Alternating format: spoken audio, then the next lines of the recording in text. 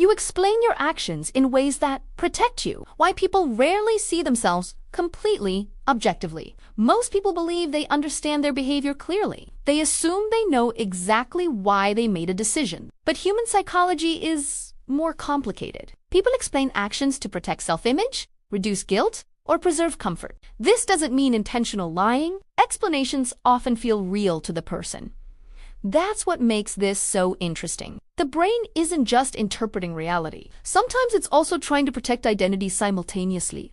An action happens first. The explanation often comes afterward, but it feels like part of the action itself. Someone procrastinates, saying they work better under pressure. Another avoids conflict, calling themselves peaceful.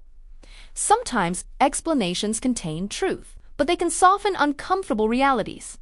This raises a strange question. How often do we explain behavior to feel manageable, not accurate? This applies to almost everyone sometimes. The brain naturally protects emotional stability. Constant self-criticism would make normal functioning difficult. People unconsciously build explanations to preserve competence, morality, or consistency.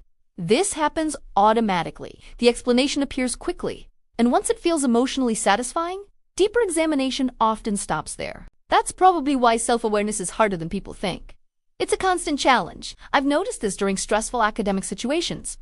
A student may avoid studying consistently, then explain poor performance entirely through the difficulty of the teacher or the unfairness of the test. Sometimes those factors are real, but occasionally the explanation leaves out uncomfortable personal responsibility too. And honestly, everyone probably does versions of this in different areas of life. People naturally prefer explanations that reduce emotional discomfort. The difficult part is recognizing when protection quietly replaces honesty. It's a subtle shift. Another thing people do is judge themselves based on intentions while judging others based on outcomes. If someone else behaves badly, the behavior itself feels important. But when people evaluate their own actions, they focus on what they meant to do. That creates a subtle imbalance. Someone may say, "I didn't mean to hurt anyone," and use intention to soften the reality of the result. Again, this does not always come from manipulation. Sometimes the brain genuinely prioritizes internally comforting interpretations. The role of identity in self-explanation, people build explanations partly to maintain stable identity. Someone who sees themselves as kind may reinterpret selfish behavior in less threatening ways.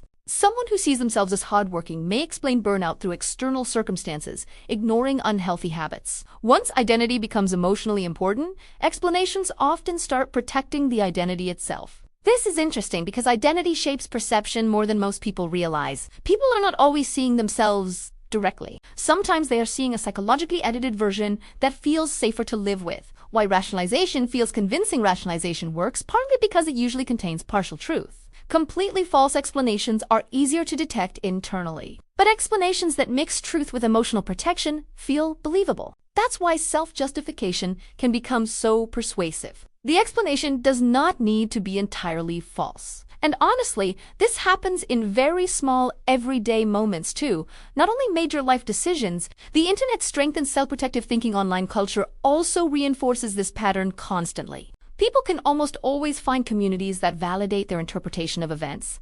Sometimes that support is healthy, but sometimes constant validation removes pressure for honest self-reflection entirely.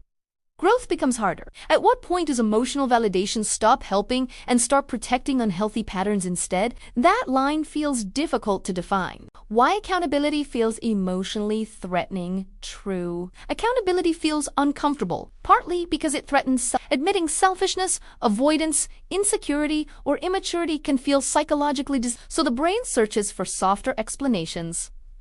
That reaction is human, but it can also quietly prevent growth if it becomes constant. Improvement requires seeing behavior clearly. And clarity is difficult when every explanation automatically protects the ego first. The difference between understanding and excusing understanding behavior is important. Trauma, stress, environment, fear, and mental health affect decisions. But understanding something is not always the same as excusing it completely. That distinction matters.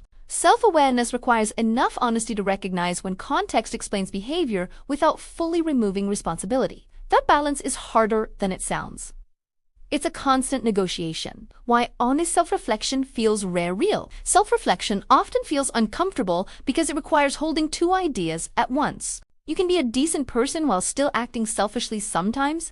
You can care about others while still hurting them. You can have good intentions while still making damaging decisions. The brain usually prefers cleaner narratives, but human behavior is rarely completely clean or consistent. That's probably why genuine self-awareness feels uncommon. It requires tolerating emotional discomfort without immediately escaping into protective explanations. The strange freedom in seeing yourself clearly, ironically, honest self-awareness may feel uncomfortable initially, but freeing long-term. Once people stop spending energy defending every behavior automatically, they can respond more directly to reality itself. Mistakes become easier to learn from because they no longer feel like total threats to identity. The goal stops being protecting the image of myself and becomes understanding behavior more accurately. That shift changes growth completely. Final thoughts: people often explain their actions in ways that protect emotional comfort, identity, and the brain naturally prefers interpretations that reduce guilt, uncertainty, or psychological instability, which means self-explanations are not always fully objective. This does not make people dishonest automatically. It makes them human. But once you recognize how strongly self-protection shapes explanation, it becomes easier to understand why honest self-awareness requires much more than simply analyzing behavior on the surface. Thanks for watching.